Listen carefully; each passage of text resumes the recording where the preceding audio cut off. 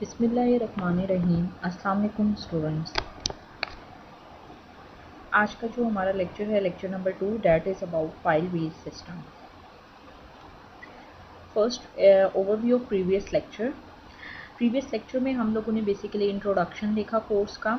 हम लोगों ने कोर्स कंटेंट्स देखे कि हम कौन कौन से कोर्स कंटेंट्स कवर करेंगे और उन कोर्स कंटेंट में कोड एरियाज़ कौन कौन से हैं हम लोगों के। इसी तरह से हमने टेक्स्ट बुक्स और रेफरेंस बुक्स देखी कि हम कौन सी टेक्स्ट बुक्स फॉलो करेंगे और कौन सी रेफरेंस बुक्स फॉलो करेंगे।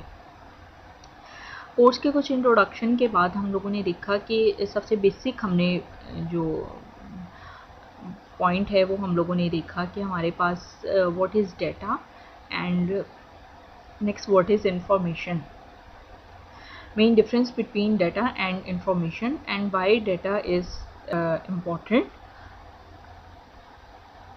and how we retrieve information from data।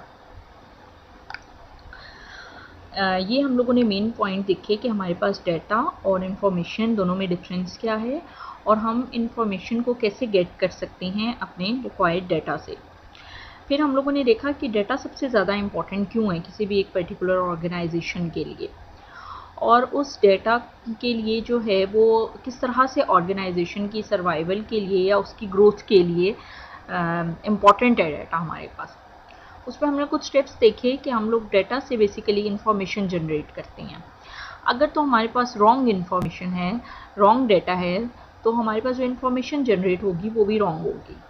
और अगर रॉन्ग इन्फॉर्मेशन जनरेट हो गई है तो वो हमारे पास जो डिसीजन होगा किसी पर्टिकुलर ऑर्गेनाइजेशन का, जो कि हमने उस इन्फॉर्मेशन की बेस के ऊपर लेना है, वो रॉन्ग डिसीजन हो जाएगा। और जब कोई रॉन्ग डिसीजन होगा तो डैट अल्टीमेटली सफ़र्स ऑर्गेनाइजेशन, और वो ऑर्गेनाइजेशन सफ़र करेगी और पर्टिकुलरली ऑर्गेनाइजेशन जो है वो ड्रोन्स हो सकती है। तो जो सर्वाइवल है किसी भी पर्टिकुलर ऑर्गेनाइजेशन का वो एक मेन बिल्डिंग ब्लॉक के ऊपर डिपेंड कर रहा है, डैट इज़ डेटा। कि हमारे पास जो डेटा है वो हमारे पास एक्यूरेट और वैलिड होना चाहिए। अगर हमारे पास डेटा ही एक्यूरेट और वैलिड नहीं है तो हमारे पास जो आगे इन्फॉर्मेशन जनरेट होगी वो भी इनएक्यूरेट और इनअप्रोप्रिएट इन्फॉर्मेशन होगी, और जो आपके पास उसकी बेस पर डिसीजन होगा वो भी रॉन्ग डिसीजन होगा, और फिर सर्वाइवल अल्टीमेटली सफ़र करेगा ऑर्गेनाइजेशन का। तो ये हमारे पास फर्स्ट लेक्चर का एक ओवरव्यू था जिसमें हम लोगों ने बेसिक कोर्स कंटेंट्स देखे और डेटा और इन्फॉर्मेशन से रेलेवेंट हम लोगों ने चीज़ें देखी। Now let's move toward the today's lecture. In this lecture you will learn about data files, file-based systems and limitations of file-based system. इस लेक्चर में बेसिकली हम ये तीन जो मेन पॉइंट्स हैं इनको स्टडी करेंगे कि डेटा फाइल्स क्या होती हैं, और उसके बाद फाइल बेस्ड सिस्टम क्या है और लिमिटेशंस क्या हैं फाइल बेस्ड सिस्टम की। जो फाइल बेस्ड सिस्टम है उसके लिए हमें सबसे पहले डेटा फाइल्स का पता होना ज़रूरी है कि डेटा फाइल्स क्या होती हैं।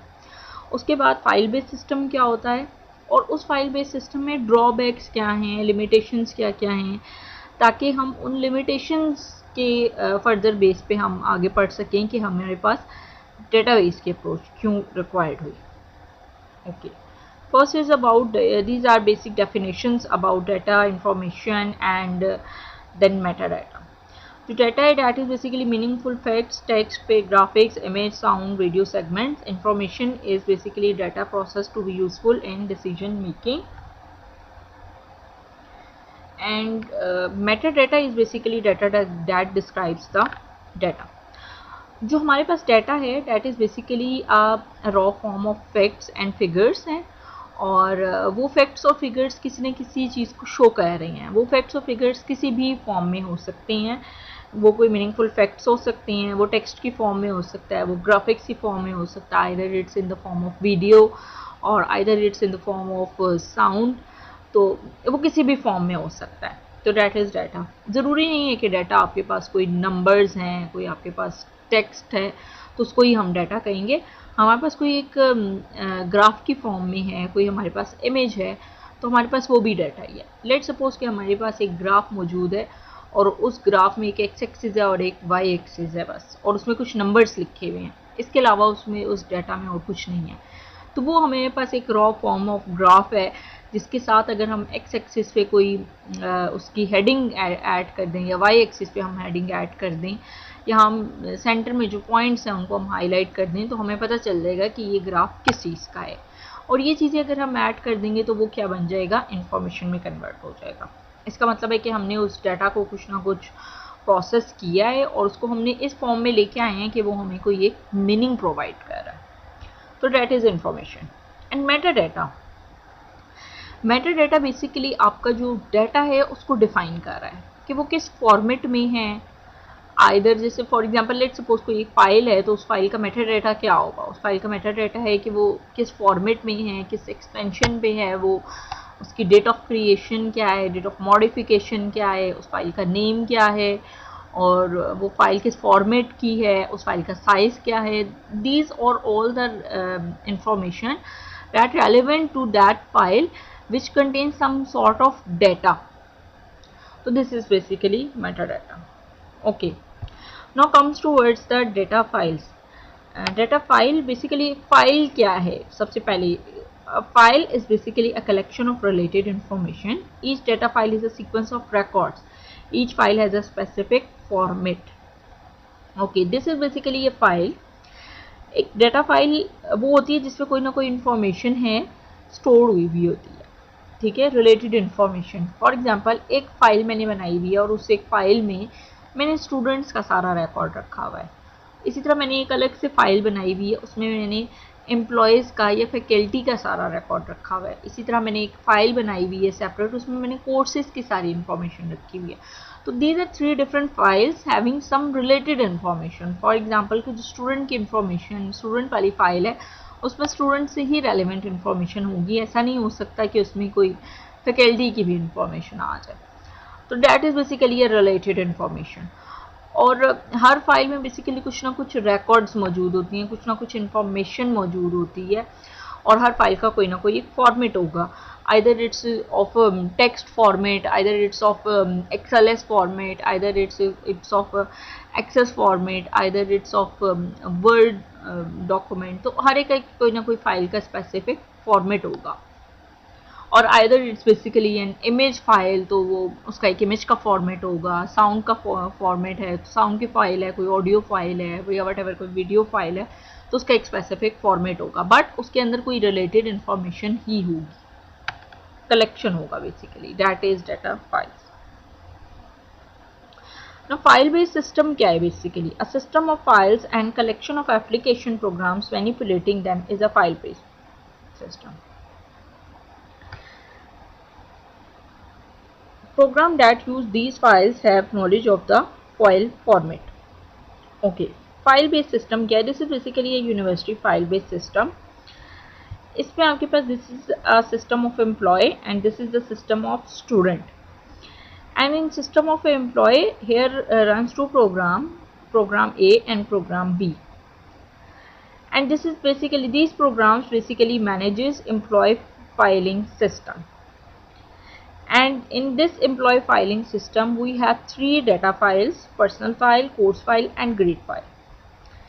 And now comes toward the student side. Here is the program C that runs student filing system. And in this student filing system we also have these files: personal file, course file, grade file and activity file. These 3 files are common, but we have another file, that is activity file. Okay, this is file based system कि एक system है, this is employee system. उसके अंदर collection आपके पास application, इस पे आपके पास different programmes हैं, एप्लीकेशन प्रोग्राम्स रन हो गए हैं। फॉर एग्जांपल आपके पास एक्सेस है, फॉर एग्जांपल एक्सेल है आपके पास, और वो कोई ना कोई फाइल स्टोर कर रही हैं आपके पास, ठीक है, कोई ना कोई फाइल स्टोर कर रहे हैं और उस फाइल में कोई रिलेटेड इन्फॉर्मेशन है। जैसे पर्सनल फाइल में पर्सनल इन्फॉर्मेशन है, कोर्स फाइल में आपके पास सोर्स से रेलिवेंट सारी इन्फॉर्मेशन है, एंड ग्रेड फाइल में आपके पास ग्रेड से रेलिवेंट सारी इन्फॉर्मेशन। तो ये 2 सिस्टम हैं और ये दोनों सिस्टम अपना अपना एक कोई एप्लीकेशन प्रोग्राम रन कर रही हैं, और उस एक एप्लीकेशन प्रोग्राम के अंदर उन्होंने अपनी इंफॉर्मेशन या अपनी डेटा फाइल्स को सेव किया हुआ है। This is file based system. Now सबसे पहले आपके पास इस फाइल बेस्ड सिस्टम में ड्रॉबैक क्या माइंड में आता है आपके, कि पहली बात ये कि आपके पास देखें ये तीनों फाइल्स जो हैं वो कॉमन है, ये इस सिस्टम पे भी पड़ी हुई हैं और इस सिस्टम पे भी पड़ी हुई हैं। तो डाटा तो डुप्लीकेट हो रहा है, ये वाला सिस्टम भी अपनी स्पेस ऑक्यूपाई कर रहा है, ये वाला सिस्टम भी स्पेस ऑक्यूपाई कर रहा है, तो ये तो डुप्लीकेशन होगी डाटा की, ठीक है। इसी तरह से कि इन दोनों ने अगर कुछ शेयर करना है आपस में, तो there is no central entity, कि आपके पास कोई सेंट्रल एंटिटी नहीं है। और अगर इसने इसको कोई फाइल भेज भी दी है, let suppose through either through some medium भेज भी दी है, तो this system basically depends on that program and this system needs that program to that particular program to run that data file, ठीक है। तो इसका मतलब है प्रोग्राम डाटा डिपेंडेंसी भी होगी और सेंट्रल एंटिटी भी नहीं है, डाटा भी डुप्लीकेट हुआ है, और जो इसको इस सिस्टम को अलग से मैनेज करना पड़ रहा है, इस सिस्टम के सारे प्रोग्राम्स को अलग से मैनेज करना पड़ रहा है और उनकी फाइल्स को अलग से मैनेज करना पड़ रहा है, तो that will create an overhead और burden. Okay, these are the limitations. First is program data dependency, next is data redundancy, that is basically the duplication of data, I have already told you, and next is limited data sharing, no central entity, lengthy development time, that definitely the programmer needs to specify the different file formats for each program, and excessive program maintenance, basically system budget, and definitely system cost will also increase if we run this file-based system. Okay, these are limitations. Each application program maintains its own data.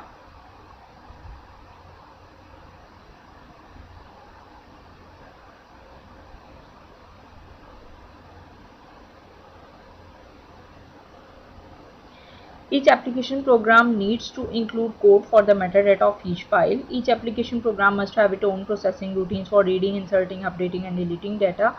Lack of coordination and central control and no standardized file format.